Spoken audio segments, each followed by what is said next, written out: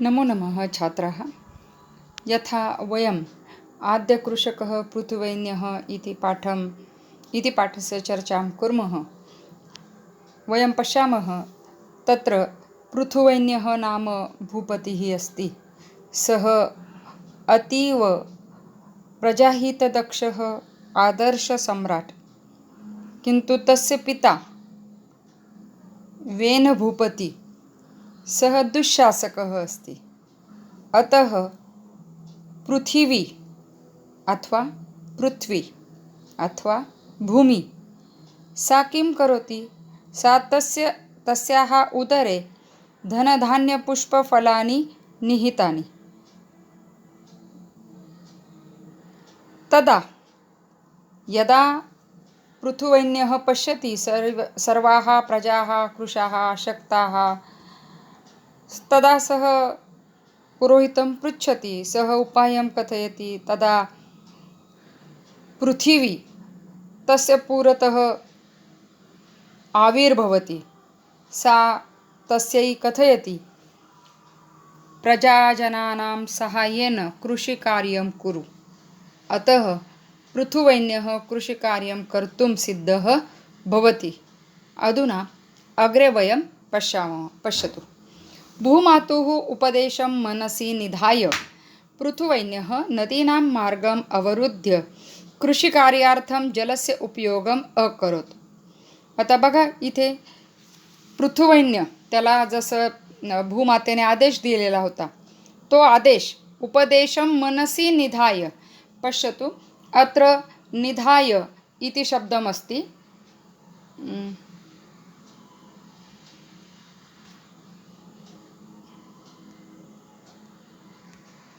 पश्यतु, निधाय इति शब्दस्य अर्थम् अत्र अहं लिखामि. निधाय म्हणजे ठेवून. भूमातेचा उपदेश मनामध्ये ठेवून पृथुवैन्यः नदीनां मार्गम अवरुद्ध्य. अवरुद्ध्यचा पण अर्थ तिथे तुम्हाला लिहिलेला दिसतोय. अवरुद्ध्य म्हणजे अडवून. कोणतं रूप असेल ते? निधाय, अवरुद्ध्य ही दोन्हीही रूपं कोणती रूप आहेत? लेप प्रत्यय म्हणजे लेबंत, पूर्वकालवाचक धातुसाधित लेबंत.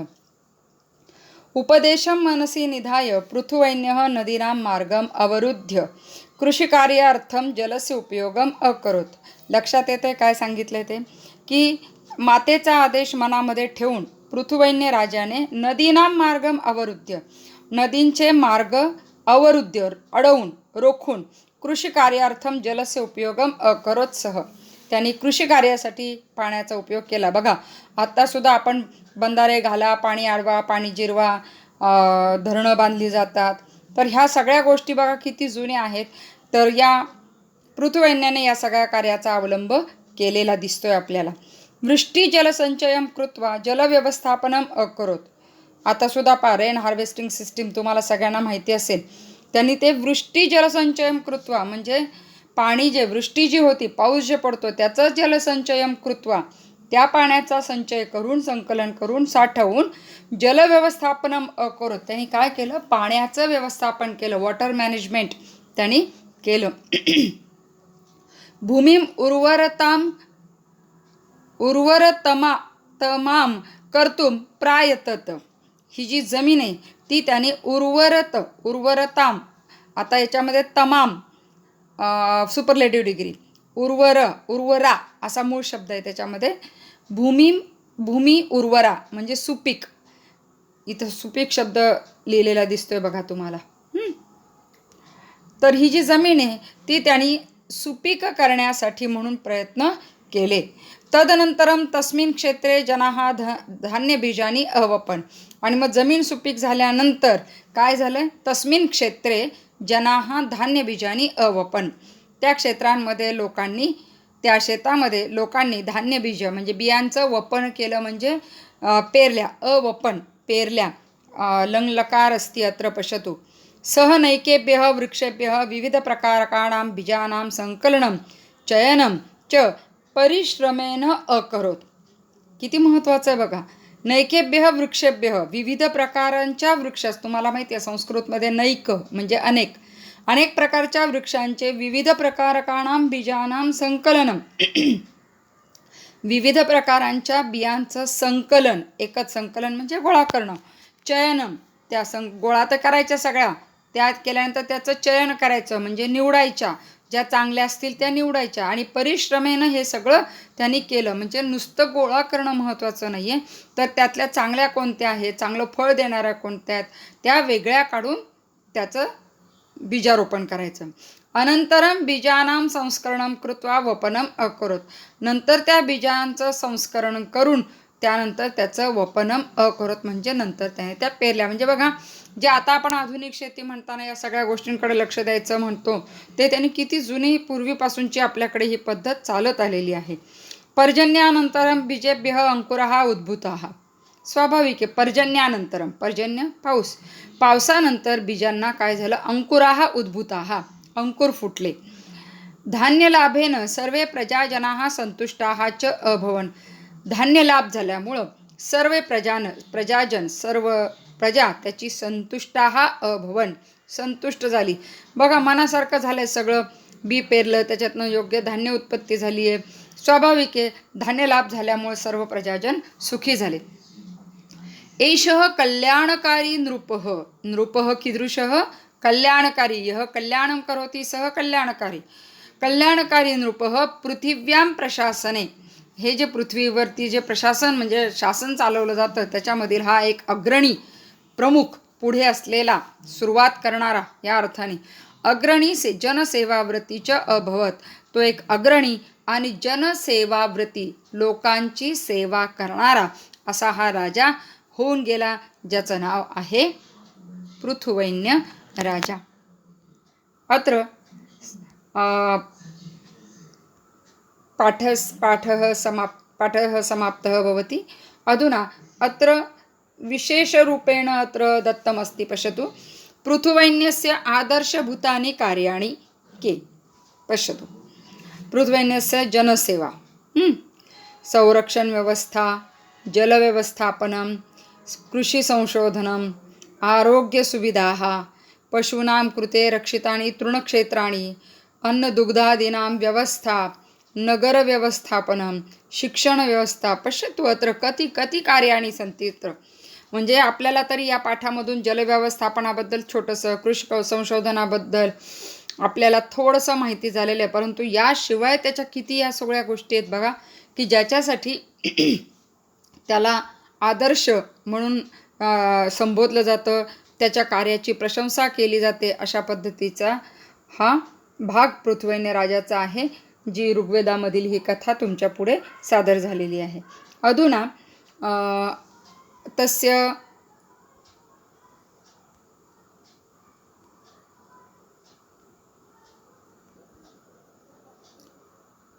पश्यतु, अत्र भाषाभ्यासः अस्ति.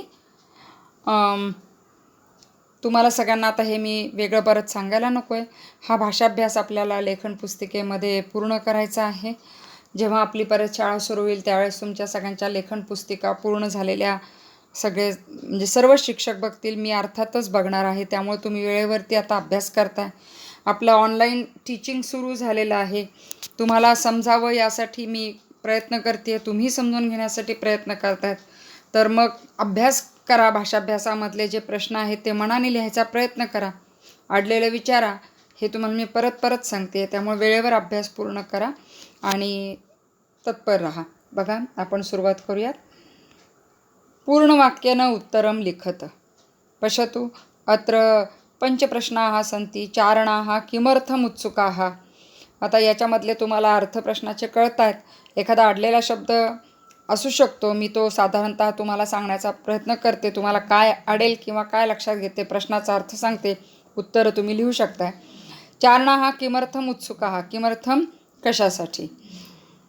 भ्रमणसमये पृथुराजेन किं दृष्टं, वसुन्धरायाः उदरे किं वर्तते, स्त्रीरूपं धृत्वा पृथुनृपस्य पुरतः का प्रकटिता भवति. का स्त्रीलिंगी रूप, कः कौ के प्रथमा पुल्लिंगी, का के काः प्रथमा स्त्रीलिंगी.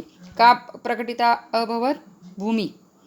तदनन्तरं पृथुवैन्यः कृषिकार्यार्थं जलस्य व्यवस्थापनं कथम् अकरोत्. एतं सर्वम् एके उत्तरेण अस्ति. प्रश्नानाम् उत्तराणि केवलं एकैक शब्देनास्ति किन्तु पूर्णवाक्येन लिखितमस्ति। पश्यतु अग्रे। माध्यमभाषया उत्तरत भूमाता पृथुवैन्यं किम उपादिशत। आता परत इतक्यातच आपण म्हणजे व्यसनी मित्र परीक्षाचा अभ्यास पाहिला होता, त्यावेळेस तुम्हाला मी सांगितलं होतं माध्यम भाषेमध्ये उत्तरं लिहिताना तुम्हाला काय आवश्यक आहे. परत एकदा सांगते, प्रस्तावना. प्रस्तावनामध्ये काय असणार आहे, धड्याचं नाव हवंच आहे. त्या धड्याचं लेखक जर असतील दिलेले तर ते पण लिहायचं आहे. आता इथे काही तुम्हाला लेखक असे खास दिलेले नाहीत, पण ऋग्वेदामधली ही कथा आहे हा उल्लेख तुमचा येऊ द्यात. तर भूमाता पृथुवैन्यम किम उपादिशत, भूमातेने पृथ्वीराजाला काय उपदेश केला. तर उपदेश केला हे सांगताना तो दुसऱ्या पॅरेग्राफमध्ये येईल. सुरुवातीला प्रस्तावना येईल, नंतर तिने काय उपदेश केला हे सांगताना थोडक्यात उत्तरं लिहा आणि तिसरा समपचा उतारा येईल. दुसरा आहे तुमचा प्रश्न, धरित्र्या हा उपदेश मनसी निधाय पृथुवैन्य किम किम अकरोत.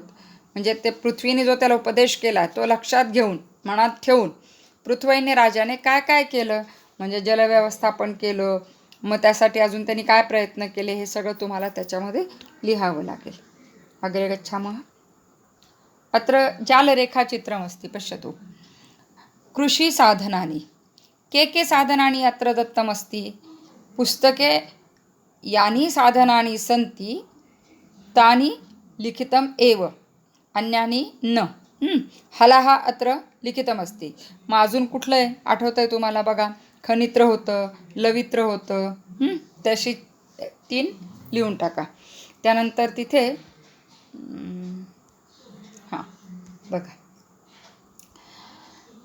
पृथुराजस्य प्रजाः कीदृशी. पहिल्यांदा इथं तुम्हाला कृशाः दिलेले, अजून 3 पर्याय तुम्हाला लिहायचे आहेत. कृशाः आहे, अशक्ताः आहे. अजून 2 पर्याय तुम्हाला पुस्तकामध्ये सापडतील, ते तुम्हाला इथे लिहायचे आहेत. त्यानंतर इथे तिसरं जालरेखाचित्र दिसतंय. या जालरेखाचित्रामध्ये भूम्या उदरे निहितानी, म्हणजे जमिनीमध्ये भूमातेने काय काय ठेवलं होतं तिच्या उदरामध्ये, तर धनाने ठेवलं होतं. अजून काय दिलेलं आहे तो समासिक शब्द पहा, त्याच्यातले वेगवेगळे शब्द तुम्हाला इथे लिहावे लागतील. अग्रे गच्छामः. पाठ्यांशं पठित्वा प्रवाही जालचित्रं पूरयत. पश्यतु, प्रवाही जालचित्रं नाम फ्लो चार्ट आङ्ग्लभाषायां. पृथुवैन्यः बीजानां किं किं करोति सः बीजानां. पश्यतु, अंतिम परिच्छेदमस्ति तत्र उत्तरम् अस्ति तस्य. त्यांनी बीजांचं काय काय केलं आहे, संकलन केलं होतं, नंतर त्याचं चयन केलं होतं, संस्करण केलं होतं, आठवते ना. ते सगळं तुम्हाला एका इथे लिहायचं आहे. याच्यामध्ये तुम्हाला इथे सगळे बाण दिसत आहेत. हे बाण इथे महत्त्वाचे आहेत, ते तुम्हाला तसेच लिहावे लागतील. हे मी तुम्हाला वेगळं सांगायला नको. आङ्ग्लभाषायामपि फ्लोचार्ट अस्ति, जानन्ति सर्वे छात्राः. अधुना अत्र प्रश्ननिर्माणं कुरुत. पश्यतु, प्रयागक्षेत्रे पृथुराजस्य राजधानी अस्ति, जानन्ति सर्वे छात्राः. प्रश्ननिर्माणं कीदृशम् अस्ति. तर त्या पद्धतीची उत्तरं तुम्ही सगळ्यांनी लिहायची आहेत. अंडरलाईन केलेला शब्द उत्तर यावं म्हणून. याच्यामधलं तुम्हाला काही अडलं तर नंतर आपण डिस्कस करूयात. हे सगळं तुम्ही पूर्ण करायचे. या इथे तुम्हाला अंडरलाईन केलेलं दिसत नाही आहे. हां, दिसलं. अग्रे गच्छामः. सूचनानुसारम, हे तुम्हाला मी सांगते, थोडंसं लक्ष द्या. सूचनानुसारम कृतिः कुरुत. पृथुवैन्यस्य निस्पृहतां ज्ञात्वा स्तुतिगायकाः प्रसन्नाः अभवन्. पूर्वकालवाचक अव्ययं निष्कासयत. व्यसने मित्रपरीक्षा तत्रापि भाषाभ्यासे एतादृशं प्रश्नमस्ति. तत्र पूर्वकालवाचक अव्ययं. पश्यतु,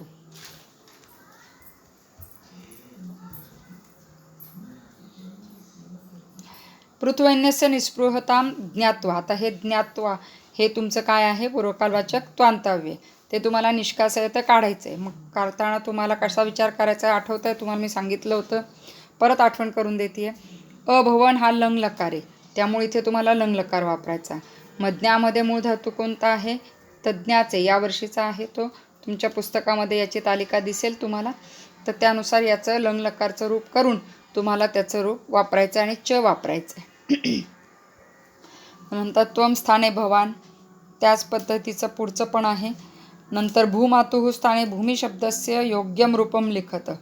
तर भूमातुः उपदेशम कोणती विभक्ती आहे? षष्ठी. भूमिशब्दाची पण कोणती विभक्ती करावी लागेल? षष्ठी. मग तो शब्द भूमिशब्द कोणानुसार चालणार आहे? ती भूमी, मती. मग मतीनुसार इथे त्याप्रमाणे तो शब्द करा. त्यानंतर प्रजाजनैः सह कृषिकार्यं कुरु लकारम. कः लकारः अस्ति अत्र? कुरु लोट् लकारः. तदनन्तरम् अहं प्रसन्ना भविष्यामि. लुट् स्थाने लिङ्गप्रयोग नाम विधिलिंग लकार तत् कुर्याम. तदनन्तरं भूमिः स्त्रीरूपं धृत्वा तस्य पुरतः प्रकटिता भवत. परत एकदा त्वान्तव्यम आहे, तर तुम्हाला आता ते जमेल. मेलनं कुरुत. पश्यतु, विशेषणं विशेषमध्ये मेलनं कुरुत. तदनन्तरं समानार्थक शब्द विरुद्धार्थक शब्दं लिखत. प्रश्नाः सन्ति तत्र.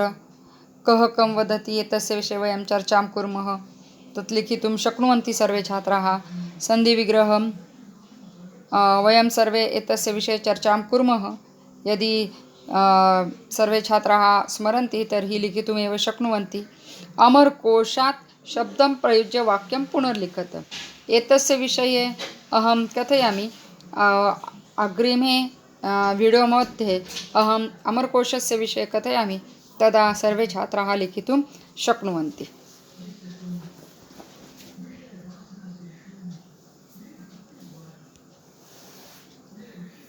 अधुना वयम् अत्र अहमत्र विरमामि. पुनर्मिलामः. तावत् एव शुभं भवतु.